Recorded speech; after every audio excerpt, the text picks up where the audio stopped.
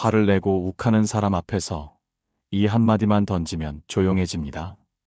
큰 소리치는 사람 앞에서 괜히 맞서면 마음만 다칩니다. 그럴 땐 힘으로 대응하는 대신 철학의 언어를 써야 합니다. 말 한마디로 분위기를 바꾸는 사람, 결국 그가 진짜 강자입니다.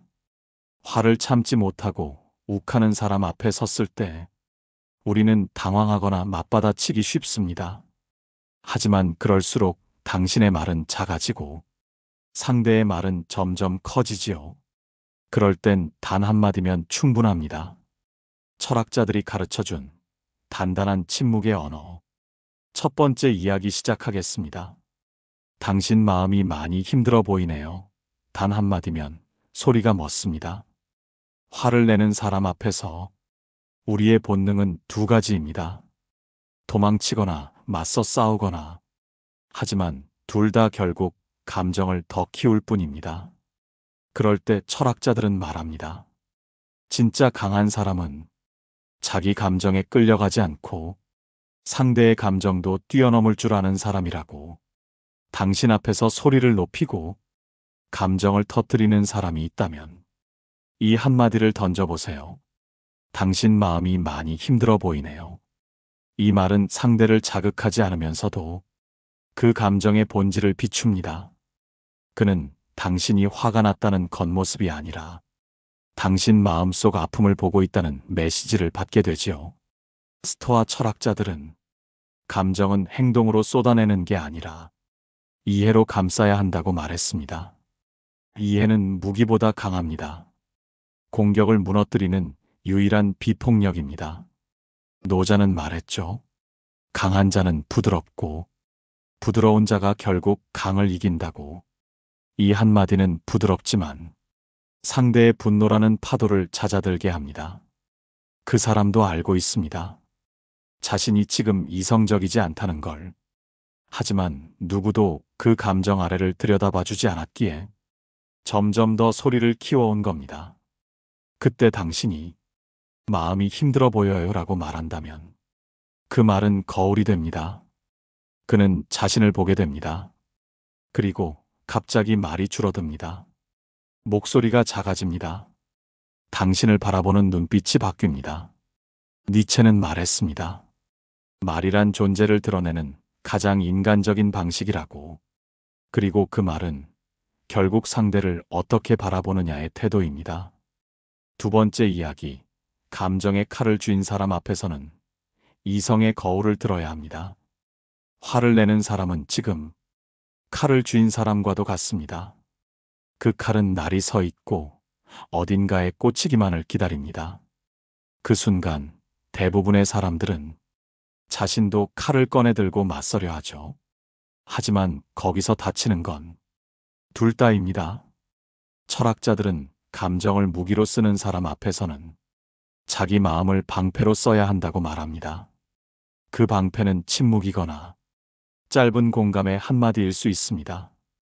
그리고 가장 강력한 방패는 이성의 거울입니다.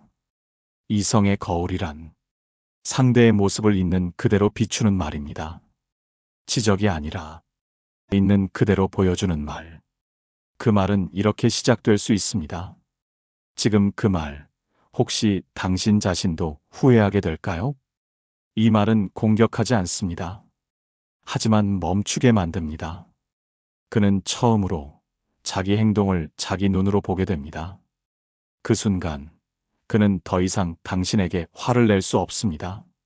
왜냐하면 그 화는 더 이상 외부의 문제가 아니라 자기 내면의 문제로 돌아왔기 때문입니다. 스토아 철학자들은 누군가를 바꾸려 들지 말고 그가 자기 자신을 보게 하라고 했습니다. 그 한 문장이 당신을 지키는 동시에 상대에게도 생각할 여백을 남겨줍니다. 노자 역시 말합니다. 말을 아끼는 사람은 마음을 잃지 않는다고. 그 말은 상황을 바꾸는 힘이 있습니다. 소리를 내지 않고도 가장 큰 울림을 줄 수 있습니다. 니체는 진정한 말은 칼이 아니라 거울이어야 한다고 했습니다. 누군가의 분노 앞에서 그 분노를 그대로 되비추는 거울이 되는 순간 당신은 싸우지 않고도 이깁니다. 더 정확히 말하자면 누구도 지지 않는 상태를 만드는 겁니다. 세 번째 이야기. 지금 제가 듣는 게 도움이 될까요? 이 질문은 감정을 비워냅니다. 누군가 욱하고 감정을 터뜨릴 때 당신이 할 수 있는 가장 강력한 대응은 침묵도 아니고 맞대응도 아닙니다. 바로 질문입니다. 하지만 그 질문은 상대를 다그치는 질문이 아니라 상대의 감정을 잠시 멈추게 하는 열린 질문이어야 합니다. 지금 제가 듣는 게 도움이 될까요? 이 말은 방어가 아닙니다. 공격도 아닙니다. 당신은 열려 있고 듣겠다는 자세를 보이며 동시에 상대의 감정 흐름에 브레이크를 거는 것입니다. 스토아 철학자들은 말했습니다. 내가 통제할 수 없는 것은 놓고 통제할 수 있는 것에 집중하라고. 상대의 감정은 당신이 멈출 수 없습니다. 하지만 당신의 질문은 그 감정이 흘러가는 방향을 바꿀 수 있습니다. 이 질문은 또 다른 힘을 가집니다. 상대가 무의식적으로 쏟아내던 말을 스스로 들여다보게 만든다는 점입니다. 그는 스스로에게 묻게 됩니다. 지금 나는 이 이야기를 왜 하고 있지? 이걸 말한다고 정말 나아질까? 그 질문은 분노를 깎고 이성을 불러옵니다. 노자는 말합니다. 강한 흐름도 방향만 바뀌면 모든 걸 살릴 수 있다고. 말은 흐름입니다. 그 흐름을 바꾸는 질문 하나가 상대의 파괴를 이해로 돌릴 수 있습니다. 니체는 가장 위대한 말은 말 이전에 준비된 귀에서 시작된다고 했습니다. 이 한마디 제가 듣는 게 도움이 될까요? 는 단지 예의가 아니라 당신이 품고 있는 철학적 자세입니다. 그 말은 상대에게 권력을 주는 것 같지만 실은 감정의 주도권을 당신에게 돌려줍니다. 그리고 그 순간 당신은 다투지 않고도 중심을 지키는 사람이 됩니다. 네 번째 이야기. 감정에 휘말리지 않고 감정의 바깥에서 바라보는 사람은 드물지만 단단합니다. 화를 내는 사람은 중심을 잃은 사람입니다. 그는 지금 감정의 중심이 아니라 감정의 회오리에 휘말려 있는 상태입니다. 그 순간 가장 필요한 건 같이 말리는 또 다른 감정이 아니라 바깥에서 바라봐 주란 사람입니다. 그 한 사람은 그의 분노에 압도되지 않고 그 감정을 하나의 현상처럼 바라볼 줄 아는 사람입니다. 그는 말합니다. 이건 당신의 기분이지 당신 전부는 아니에요. 이 말은 감정을 붙잡아 해석하려 하지 않지만 그 존재를 부정하지도 않습니다. 단지 그 감정이 지금 여기에 머물고 있다는 걸 알려주는 거지요. 스토아 철학자들은 감정은 통제 대상이 아니라 관찰 대상이라 했습니다. 감정에 올라타기보다 그 옆에서 함께 걸을 줄 아는 사람. 그는 감정을 자기 것으로 만들지 않습니다. 노자도 말했습니다. 흐름에 저항하지 말고 흐름을 따라 바라보라고. 바라본다는 것은 곧 판단을 유예하는 일입니다. 그 순간 상대의 화는 힘을 잃고 당신의 평정은 깊어집니다. 니체는 감정에 휘둘리는 사람을 마음이 아직 훈련되지 않은 자라 했습니다. 그는 분노 앞에서 말하지 않고 분노의 옆에서 사유합니다. 그리고 말합니다. 이건 나를 향한 공격이 아니라 당신 안에 무언가가 지금 흔들리고 있다는 신호 같아요. 그 말을 듣는 순간 상대는 당신을 이길 수 없습니다. 왜냐하면 당신은 이미 전장이 아닌 시야의 바깥에 서 있기 때문입니다. 다섯 번째 이야기. 진짜 강한 사람은 감정을 이기려 하지 않고 품습니다. 화를 내는 사람을 보면 우리는 흔히 그가 약하다고 생각합니다. 자기 감정을 다스리지 못하고 타인에게 쏟아내는 모습은 어딘가 불안하고 흔들려 보이기 때문이지요. 하지만 철학자들은 다르게 말합니다. 감정을 억누르는 자보다 감정을 품는 자가 강자라고. 그는 분노를 억제하려 들지 않습니다. 그 대신 분노가 어디서 왔는지를 가만히 바라보는 용기를 가집니다. 스토아 철학자들은 감정을 통제하는 힘은 거부가 아니라 수용에서 온다고 했습니다. 지금 내가 느끼는 이 분노는 어떤 상처에서 시작되었을까? 이 질문을 던질 줄 아는 사람, 그가 진짜 강한 사람입니다. 노자는 억센 나무는 바람에 부러지지만 부드러운 풀은 바람을 따라 눕는다고 했습니다. 억제는 강한 듯 보이나 결국 부러집니다. 하지만 품는다는 건 흐름을 안다는 것이고 결국 자신을 지켜내는 방식입니다. 니체는 인간은 감정 없는 존재가 아니라 감정과 함께 살아내는 존재라고 말했습니다. 우리는 감정을 없앨 수 없습니다. 하지만 감정을 품고도 다른 사람을 해치지 않는 법은 배울 수 있습니다. 그런 사람은 분노 앞에서도 누군가를 무너뜨리는 대신 자신 안의 감정에 손을 내밉니다. 그는 상대를 향한 칼이 아니라 자기 마음을 향한 등불을 듭니다. 그리고 그 등불은 그를 중심 잡힌 사람으로 만듭니다. 그 등불이 있는 사람 앞에서는 크게 화내던 이도 결국 조용해집니다. 6번째 이야기. 지금 그 말, 진심은 아니신 것 같아요 라고 말하면 사람은 스스로 멈춥니다. 누군가 화를 내며 말할 때 그 말이 꼭 그 사람의 진심은 아닐 수 있습니다. 상처받은 마음이 더 거칠게 표현되기도 하고 억눌린 감정이 엉뚱한 말로 터지기도 하니까요. 하지만 우리는 종종 그 말을 그대로 받아들이고 상처를 받고 방어적으로 굳어지곤 하지요. 그럴 때 철학자라면 이렇게 말합니다. 지금 그 말, 진심은 아니신 것 같아요. 이 말은 감정을 자극하지 않으면서도 상대의 말과 감정을 분리합니다. 당신이 말한 것을 그대로 받아들이지 않겠다는 선언이며 동시에 당신의 마음 깊은 곳을 나는 보고 있다는 신호이기도 합니다. 스토아 철학자들은 감정이 말을 왜곡한다고 말했습니다.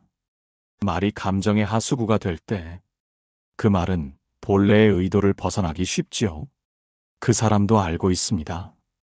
지금 자신이 내뱉는 말이 정확하지 않고 상처 줄 수 있다는 걸. 노자는 말했습니다. 진실한 말은 크지 않고 큰 말은 진실하지 않다고. 당신이 크고 거센 말 대신 잔잔한 진심으로 다가갈 때 상대의 감정도 결국 그 물결 속에 잠잠해집니다. 니체는 말했습니다. 말은 진심의 옷을 입을 수도 있고 분노의 가면을 쓸 수도 있다고. 당신의 한마디는 그 가면을 벗길 수 있는 힘이 있습니다. 진심이 아니란 걸 조용히 알려주는 그 말은 공격이 아니라 초대입니다. 그 말을 들은 사람은 자신의 감정을 다시 들여다보게 됩니다. 그리고 스스로 정리하려고 애쓰기 시작합니다. 당신은 싸우지 않고 그를 변화시킨 것입니다. 사유하세요.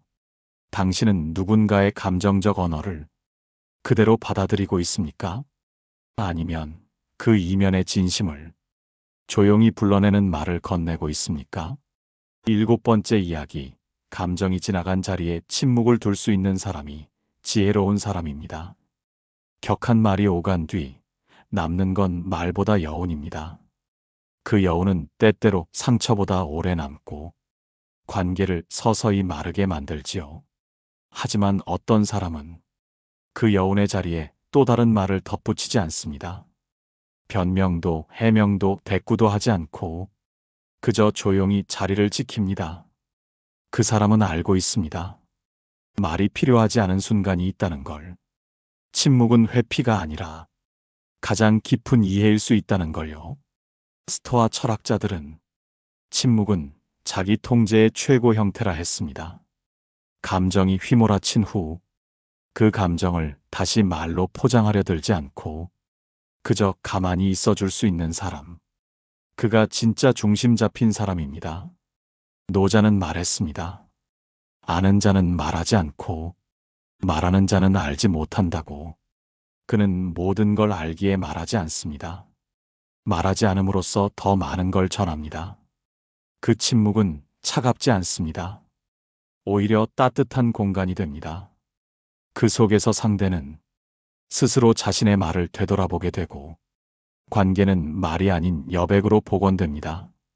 니체는 진짜 대화는 침묵이 지켜주는 공간에서 자란다고 했습니다. 말이 전부인 시대 속에서도 우리는 가끔 말이 없는 사람이 주는 위로를 기억합니다. 말이 많았던 하루, 감정이 지나간 밤, 당신이 마지막으로 남길 수 있는 말 없는 언어. 그것이 침묵입니다. 사유하세요. 당신은 감정이 남긴 자리에 어떤 침묵을 두고 있습니까? 그 침묵은 상처 입은 관계를 안아주는 철학이 될 수 있습니다. 8번째 이야기. 누군가의 분노에 휘둘리지 않고 나의 온도를 유지하는 사람은 결국 신뢰받습니다. 분노는 감염됩니다. 크게 소리치는 사람 앞에 서면 나도 모르게 목소리가 올라가고 상대의 감정에 따라 내 마음도 흔들립니다. 하지만 진짜 강한 사람은 그 와중에도 자신의 온도를 지킵니다. 화를 내는 사람 앞에서도 목소리를 낮추고 말의 속도를 늦추며 자기 리듬을 잃지 않습니다.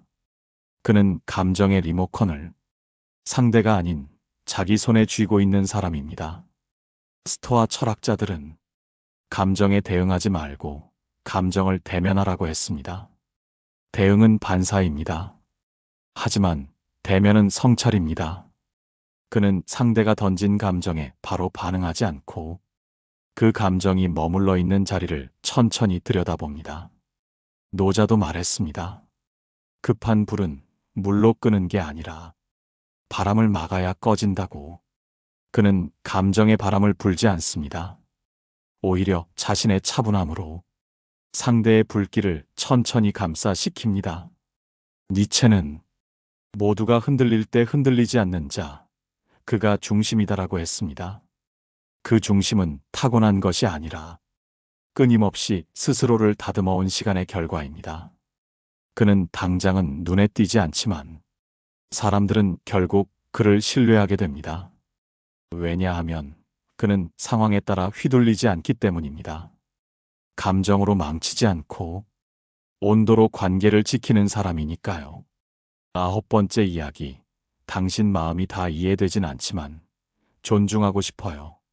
이 말은 무너진 다리를 다시 놓습니다. 감정이 격해졌을 때 우리는 상대의 마음을 이해하려고 했습니다. 하지만 사실 모든 감정을 다 이해하는 것은 불가능합니다. 사람의 마음은 겉으로 드러난 말보다 더 복잡하고 그 사람만의 시간과 경험이 얽혀 있기 때문입니다. 그래서 철학자들은 이해가 아니라 존중을 말합니다. 당신 마음이 다 이해되진 않지만 존중하고 싶어요. 이 한마디는 당신이 나와 다르다는 것을 인정하면서도 그 다름을 거절하지 않겠다는 선언입니다. 그건 논쟁의 종결이 아니라 대화의 회복입니다. 스토아 철학자들은 이해할 수 없는 것에도 품위를 유지하라고 말했습니다. 그 품위는 나보다 앞서거나 옳기 때문이 아니라 존재 자체에 대한 예의에서 비롯됩니다. 노자도 말했죠. 물은 모든 것을 감싸되 어디에도 부딪히지 않는다고. 이 말은 당신의 입장을 지키면서도 상대의 마음을 무너뜨리지 않습니다.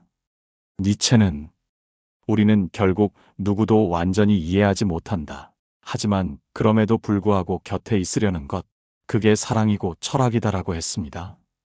그 한마디를 듣는 순간 상대는 스스로 무장했던 감정을 풀게 됩니다. 당신이 나를 이해한다고 말하는 것보다 이해하지 못해도 곁에 있고 싶다는 말이 더 깊은 신뢰를 줍니다. 그것은 상대를 바꾸는 말이 아니라 스스로 마음을 열게 만드는 문입니다. 그리고 그 문이 열린 곳에서 비로소 사람이 다시 사람으로 연결됩니다. 10번째 이야기. 결국 침착한 사람이 관계를 지키고 인생을 이끕니다. 사람은 누구나 한 번쯤은 자신도 모르게 소리를 높이고 감정에 휘둘린 적이 있습니다. 그리고 시간이 지난 뒤 그 순간의 말과 표정을 후회하곤 하죠. 하지만 어떤 이는 그 순간에도 흐트러지지 않습니다. 그는 말보다 마음을 먼저 다스리고 이기려 하기보다 흐름을 지켜보는 이입니다. 스토아 철학자들은 위기의 순간일수록 감정보다 이성을 선택하라 말합니다. 그 이성은 차가움이 아니라 더 깊은 따뜻함입니다. 상대를 부수지 않기 위해 스스로를 먼저 다스리는 마음. 그런 사람은 관계의 위기 앞에서도 사람을 지킵니다. 말에 칼날을 세우지 않고 침묵과 여백으로 서로의 숨을 고르게 만듭니다. 노자는 세상에서 가장 부드러운 것이 가장 단단한 것을 이긴다고 했습니다. 그의 침착함은 부드럽지만 누구도 깨뜨릴 수 없는 단단함을 품고 있습니다. 니체는 자신을 지킨 자만이 세상을 이끈다고 했습니다. 누구보다 조용했던 사람이 결국 가장 많은 것을 품고 간다는 걸 우리는 시간이 흐른 뒤에야 깨닫습니다. 관계를 살리는 것도, 사람을 이끄는 것도, 상처를 치유하는 것도, 다시 돌아올 용기를 주는 것도 결국엔 그 침착한 사람입니다. 그 사람은 크게 말하지 않아도 무게가 있고, 화를 내지 않아도 권위가 있고, 스스로를 내세우지 않아도 중심이 있습니다. 화를 내는 사람 앞에서 가장 강한 사람은 그 감정에 휘둘리지 않고 조용히 단단히 서 있는 사람입니다. 당신의 한마디가 누군가의 분노를 잠재우고 그날의 싸움을 평화로 바꿀 수 있습니다. 이야기가 마음에 남으셨다면 좋아요와 구독으로 함께 해주세요. 당신의 한 줄 댓글이 또 다른 이의 침착한 하루를 만들 수 있습니다. 고요하고 평온한 하루 보내세요. 고맙습니다.